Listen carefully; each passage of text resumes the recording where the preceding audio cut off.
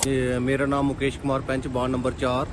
तो ये एरिया पड़ता है, ये पुल का चुनाव एरिया पड़ता है, ये मेरे ही वार्ड में पड़ता है। इस ब्रिज का जो काम 1 मंथ पहले हुआ था, कुछ करोड़ों की लागत से हुआ था और काफ़ी लोगों को कठिनाइयों का सामना भी करना पड़ा जब ये काम चलता रहा। 1.5-2 महीने काम चलता रहा और 15 दिन में ही इसकी जो हालत है आप देख सकते हो कि दोबारा क्या हालत हो गई है और दोबारा इन्होंने काम स्टार्ट किया है। तो ऐसा चलता रहा तो कितनी बार ये काम करवाएंगे? जहाँ तो जो इन्होंने इंजीनियर लगाए थे, यहाँ वो फेल हैं, जहाँ कोई सरकार ने जो इनको अथॉरिटी दी थी इन्होंने सही मटेरियल का इस्तेमाल नहीं किया, जहाँ क्या किया हुआ ये मतलब कि 1 महीने के अंदर जो करोड़ों रुपए की लागत का जो सामान था इन्होंने फेल कर दिया है। और अभी तक जो आप देख लो इसकी हालत जो पहले थी उससे भी ये खस्ता हालत हो चुकी है।